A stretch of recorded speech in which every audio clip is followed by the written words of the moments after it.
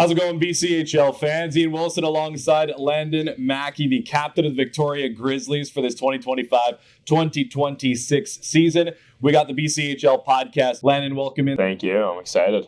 Yeah, it's a brand new year and, of course, new horizons as well. I mean, for you, you've gone all the way from the beginning of the road now, coming up on the end. And at the beginning, an AP, a local kid, made their way out of the Victoria Grizzlies. And now you've got the letter on your chest. Yeah. We'll just start with that. Talk to us a bit about what it means to be the captain of this Victoria Grizzlies. Yeah, it's a huge honor. Going from that AP process all the way up to now having the honor of being the captain. It's something truly special to me, especially as a kid growing up in Victoria, going to Grizzlies games as young. Maybe dream of being a captain one day. So yeah, it's a really cool thing. It's a huge honor. And for you, I mean, the lineage is pretty apparent when you look at all of the family that are involved in sports. Talk to us a bit about kind of each of your family members and what they've meant to you as kind of inspiring your own journey in sport. Yeah. I'll start with my dad. He was a huge baseball guy, so he kind of got me into baseball early. I played that all the way up pretty much until I had to pick between hockey and baseball. And, it was a little tight, but I ended up picking hockey in the end. And then my mom played volleyball in college. I played that a little bit in school and stuff, but not really my cup of tea. Yeah. And then, having my sister playing baseball with me and then, still playing hockey right now is really cool. You and your sister played baseball together at some point? Yeah, a little bit. We trained together. She's younger, but we both played baseball at the same time. What position did you play when you were out on the field? I like the outfield. I think center field I played mostly, yeah.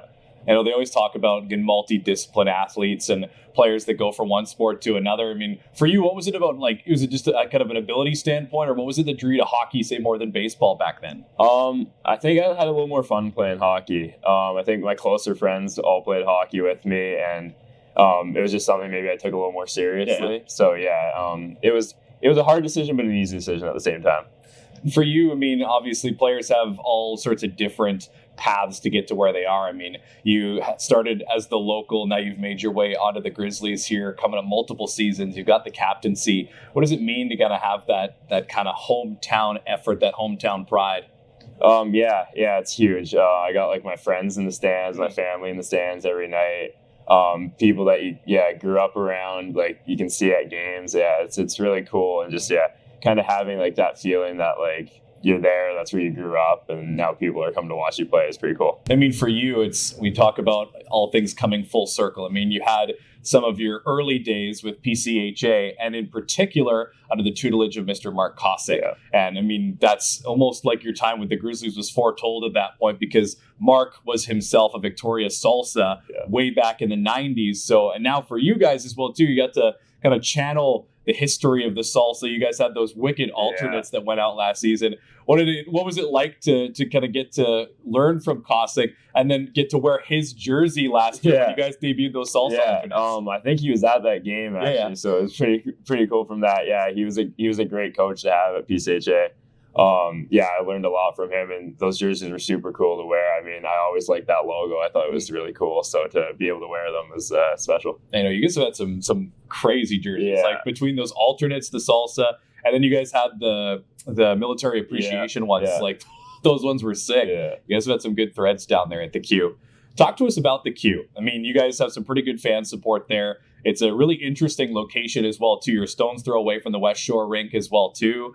But just talk to us about that kind of whole ecosystem there around the Q and a hockey in that West Shore area. Yeah, it's a really great area to be around. I know we got that par 3 course at JDF. It's a 5-minute, a 5-step walk right beside the rink. So after practice, the guys will go play there. Where do you rank on the ladder? I'd say middle of the pack, probably. Yeah, I'm not the best, not the worst. So I'm all right at golf. But lacrosse, baseball fields, and then the Q obviously is a rink that I'm really familiar with, playing there growing up. It's a special place, playing there as a kid and now playing there for juniors. It's cool. Let's talk about Landon Mackie, a person, a little bit. We've touched on the captaincy, we've touched on the family, the motivations, getting to be the hometown captain, but let's talk about maybe you away from the rink. Obviously, hockey, everybody lives and breathes it. There's not a lot of free time, we know, especially at the junior level now in the 20-year-old season. Or no, you're 19-year-old season, right? Yeah. What do you do away from the rink? What are some of the ways you might find yourself passing the time? Golf for one. Try to get a little bit better. That's definitely one. There's so much to do in Victoria. The escape rooms is a big one that we've been kind of getting into this year. So there's a couple good ones downtown. I mean, we struggle, but it's fun. Is there somebody in the locker room that's like the escape room aficionado, or like, or also on the other side of it, who's the guy that's like clutching up, and who's the guy that's just the boat anchor? I think the most clutch might be Powell. He's had some big solves, and maybe the anchor. Like, I don't want to throw him under the bus, but it might be Landon Ward. It might be, but don't want to throw him under the bus. We all work together. Yeah. You all come out of it. So sorry to interrupt there. Escape rooms. What else you guys got going on in your spare time? Like sporting, golf, that. I haven't really got into it yet, but last year lots of the guys would fish at Langford Lake, which is pretty close to the rink. That's about it. Yeah, home. It's nice to be with my family at home, so a little bit of that. And I got a dog, so maybe take him to the park every once in a while. Tell us about the dog. What's the name? Boston. Boston. Yeah. Is Boston a terrier? He isn't. No, he's a Yorkie poodle. That's so cute. Yeah. How long have you had Boston for? I think he is 4 now. Okay. Yeah. Very nice. Yeah. When it comes to, again, the game days itself, so we talked about kind of away from the rink a little bit, talk about escape rooms, golf, so obviously a very outdoor active person. When we focus up into game day itself too, are you a superstitious guy? A little bit. Yeah, I got my rituals. I was saying that was going to be my question. Yeah. What are some of the rituals for Landon Mackie? Yeah, we usually are in the rink in the morning, so something light to eat, and then we're at the rink. That's pretty simple. Like, we either morning skate or video, and then after, I'm a French toast guy. So I'll have a little bit of French toast, maybe not too much syrup. Every game day. French toast every game day. All right.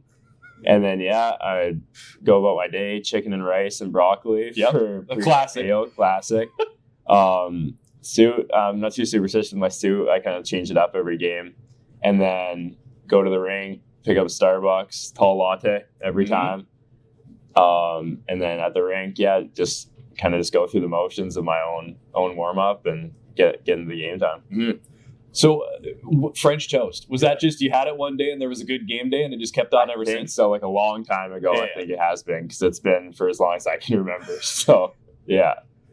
Tall latte and French toast. Yeah. And so are you also able to manage that on the road games? Like, do you guys on the road find games, a place? I think I'm going to get where I don't need it on the road. Yeah. So on the road, I'm okay with whatever. But at home, that's kind of my thing.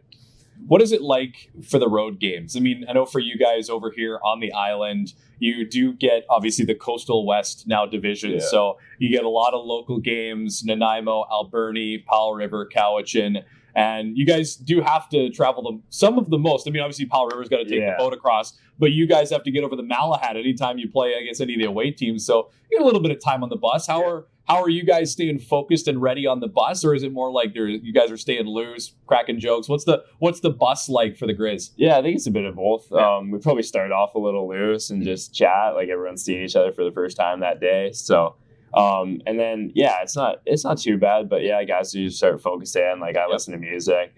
Some guys read books, some guys play cards, all that stuff. But it's pretty tight. What's on your playlist? A lot of country. What's your top 3? Probably like John Party, Morgan Wallen, maybe throw in it's Riley Green. Okay. Solid choices. Yeah. And does it stay with that? Like, do you go country all the way into the game, or do you have what's the pregame playlist versus the bus playlist? It's pretty much country, and then in the room, just whatever's on. Maybe a little bit of house music. Fair enough. Who's usually got the aux? I have a little bit, and then right now, Clarge Line has been on. He's been gotten some nostalgic tunes, so it's been kind of nice. How have you managed to, I mean, we got the locker room now for the Grizz. Every season it's going to be a little bit different. What's something that's always can remain the same about the dynamic over the years? Like, what's something that's really galvanized you guys together as a Victoria squad? I just think the friendships we make in our room. I think every guy is best friends with each other, and how tight it is. There's no awkward situation or one guy has an ego or anything. It's it's been some of the best memories I've had is with these guys. What's the go-to goal, Sally? Nothing too big. No, maybe just like one hand in the air or something. Yeah, nothing down on one knee, but yeah, just something calm kind of. What would it take to get the crazy celebration out of you? Like what for you pumps you up more than anything else in a hockey game? Maybe if it's like just like a really intense, gritty game, yeah, and it's tight, maybe like a late third period goal or something. Yeah, something where it's like you can kind of feel the energy. Mm-hmm. What are some of the ambitions? I mean, obviously, everybody, often the goal is to go as far as you can with the sport. For you, is that where kind of the drive and ambition is to keep on going with hockey as far as possible, play pro? Or are there some other career ambitions as well outside of the sport that you've Yeah, definitely hockey is number one on the list here. Hopefully I can get a good education playing it, so I have a little bit of a backup plan. Absolutely. But yeah, as far as I can go, I want to be a hockey player. 100%. For you with the schooling as well, too, I mean, you started as a 16-year-old AP, so still had some high school going on there. Going to be going away to university. Have you thought about a program you'll take when you get to the NCAA? Yeah, I'm thinking maybe like a finance or accounting. Yeah, and then obviously business too is a big one. So maybe one of those three. I kind of want to figure it out when the time comes. That's a common one. I've heard a lot of guys talk about finance, business. Is there like a motivation for that particular, just to like strictly out of interest? Yeah, no, a little bit of it. Yeah. A little bit of interest. And, I liked math going through high school and numbers. So, yeah, it kind of drew me towards that. Who are some of the players that you idolized growing up versus who you idolize now, or is that still one and the same? A little bit the same. He doesn't play anymore, but when I was young, I loved Zach Kassian. He's my favorite hockey player when he played for the Canucks. I think his first game ever I was watching on TV, and he had like a goal on a fight. Yep. And I was young, so I was like, "Oh, this guy's awesome!" I have like a T-shirt of him. I got like a puck signed by him. Yeah, he was my favorite growing up, and obviously he doesn't play, but maybe a guy like Anze Kopitar. When I was younger. Solid. Yeah. So yeah, those are probably my top two. Have you got any Gordie Howe's? No. See if I crack that off the list. Yeah, you got 2 seasons of junior left. So we'll see what happens. There you go. See what happens. Last thing, just kind of what's a message you've got as far as Landon Mackie giving a piece of advice to the youngsters? I mean, obviously you've kind of lived the dream in that aspect of APing for your local junior team as a 16-year-old, and now you're the captain. As far as your advice or kind of a piece for somebody that's maybe to look and do a similar path, what would that be from Landon Mackie? Probably like if it's tough, just don't get down on yourself. I know when I was younger, especially in junior, maybe you're not playing the most when you're younger, but just don't get down. Just keep pushing every day. I think that's what really helped me keep going. Fantastic. Well, thank you so much for joining me, man. And thank you. Good luck with it. Is of course the rest of the season as well too. It's going to be a big one for you guys. I'm sure. Thank you. How's it going, BCHL fans? Ian Wilson alongside Maddux Martin of the Salmon Silverbacks. Another edition of the BCHL podcast, as we get the chance to look behind the curtain, as it were, some of your favorite players around the league. Obviously, we see them go out there on the ice and rip it up, but then also we're people too. And this is kind of the portion of that where we get to kind of get rid of the veil and learn a bit more about what happens after the skates come off for you guys. So, I mean, first things first, welcome. Thanks for joining the show. Thank you very much. Thanks for having me. Of course. So, man, over 150 games as a Salmon Silverback, and this is your hometown team. Just start us off right there. What does it mean to you to get to suit up as often as you have for a place that you grew up right beside? Yeah, I mean, obviously I'm super fortunate for that. Like, not a lot of people get to play junior hockey in their hometown, and Salmon Arm's a great place, great community. They have great fans there, so I absolutely love it. And when we talk about location-wise and hometown, I mean, you literally grew up next to the rink, or so I'm told. Like in your BC Raised article, you were right there, like a stone's throw away. I gotta know, like, what's the latest that you've woken up? Like, have you ever missed an alarm but still been able to make it to the rink on time because you're right there? Like, yes, that's happened a couple times, but luckily I'm about a 30-second walk, so I can get there right away. And so, obviously, watching Salmon Silverbacks games growing up, I mean, what were some of the guys that you remember idolizing when you were growing up watching the team?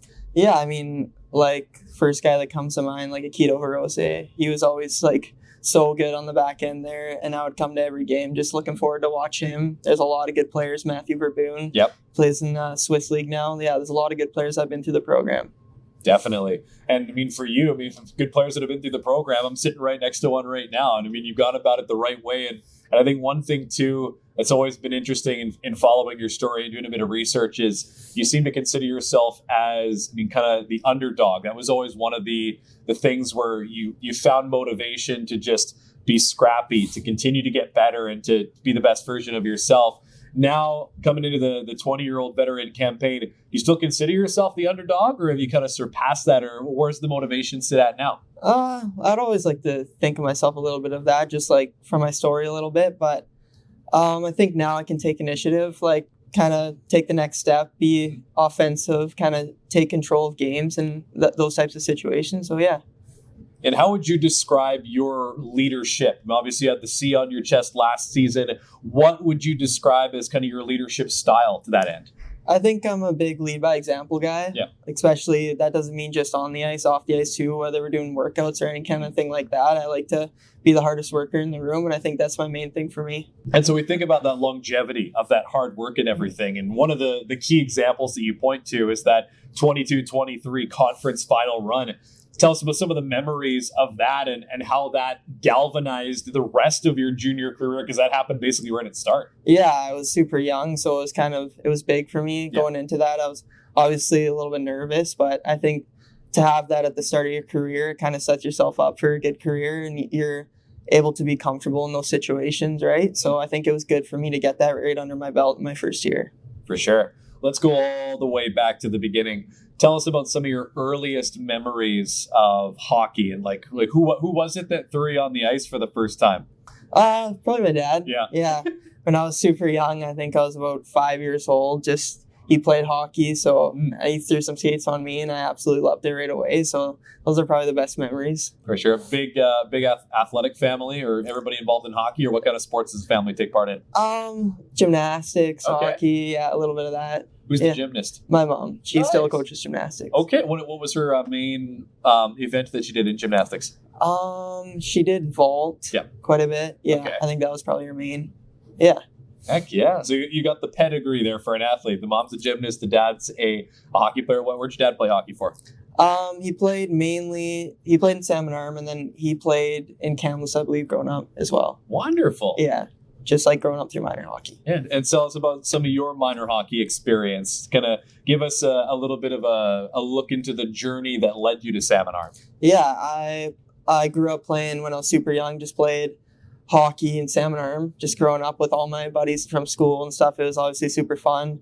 And then as I got older, I started to make the decision to go play like minor midget in Kamloops. Mm-hmm. And I played my first year there, had a great time, and then made major midget the next year, and that was also great. And then, I had to make the jump. I came into camp not signed for Salmon and just kind of worked my butt off, and then obviously got there for my first year.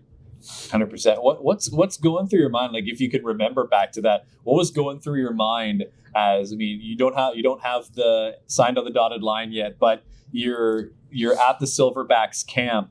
Kind of give us a snapshot of what was going on in your mind at that time. Yeah, I think like Schatz, our coach, he kind of just told me, like, I knew he liked hardworking guys, right? So I just knew if I go out there and I was the hardest working guy out there, I knew I'd catch his eye. So that's kind of was my mindset. I knew I wasn't the most talented, most skilled guy, but I just kind of stuck with what I got, and that's hard work. So yeah, that's how it worked out. And then the decision to come back to Salmon. I mean, you started the year with the T-Birds. Mm-hmm. For you, why did it make sense to come back to the BCHL and back to Salmon for your 20-year-old campaign? Yeah, it's home, right? Yes. So like, I know all the coaching staff here. I know everybody. I'm comfortable with all of them. So they already know who I am as a player. And I know the coaching staff believes in me. So, it was kind of a no-brainer. 100%. What does game day look like for Maddux Martin? Are you a superstitious guy? Do you got a lot of pregame routines? I would say the biggest thing is I like to nap, like, for probably like 2 hours, to be honest. It's quite the nap. Yeah. That is quite the nap. What, like, you like mask sleeper? You have to sleep a particular way? You listen to music like whale sounds? Like none of that crazy stuff, but I just I like it cold. I need to have Yeah. the room cold, or else Okay. I can't sleep. A Yeah, hockey player. yeah, exactly. Comes through and through. I mean, it's pretty cold in Salmon Arm in the wintertime. Yeah, it gets pretty cold. You Yeah, get used to it. So. exactly. So like pre-game routine. It's like you have the nap. Once you get to the rink, what are some of the ways that you guys as Silverbacks get ready for game day?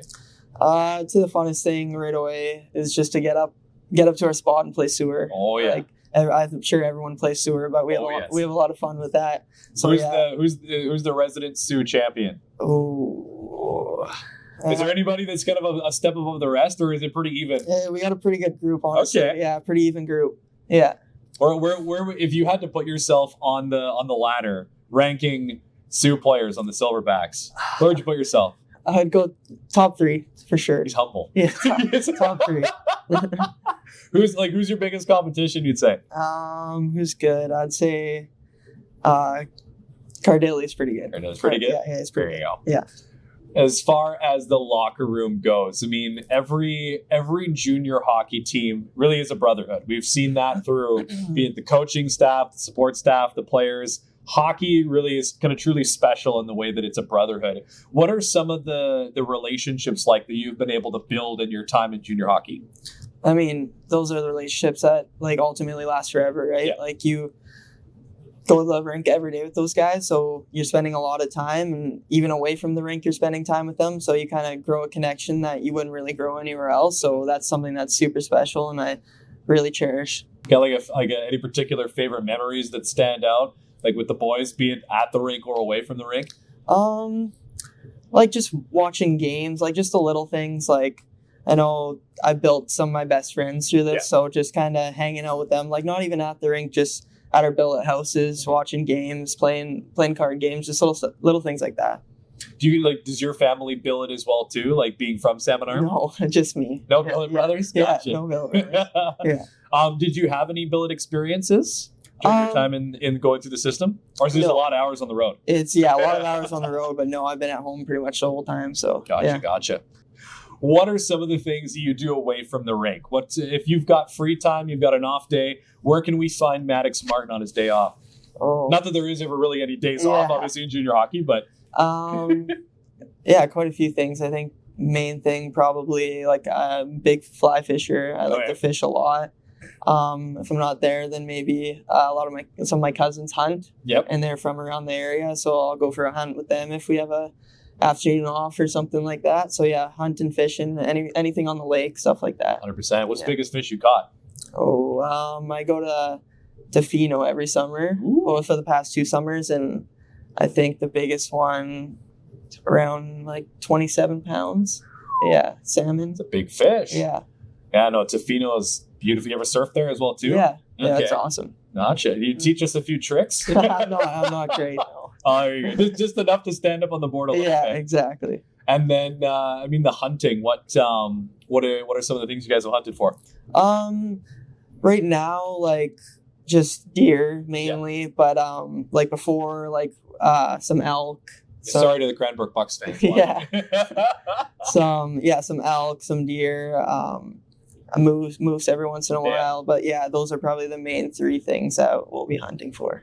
For sure. Yeah. If you had to give a piece of advice, I have an idea of where it's going to go just because of your ethos of how you've made it to where you have in your junior career.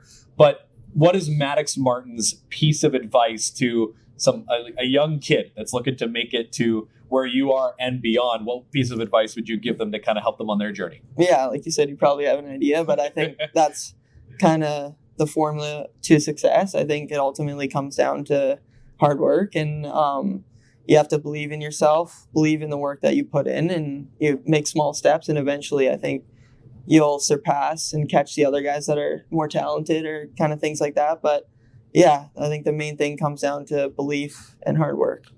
100%. Thank you very much for joining me on the podcast, Maddux, and best of luck as the season rolls along, eh? Thanks for having me.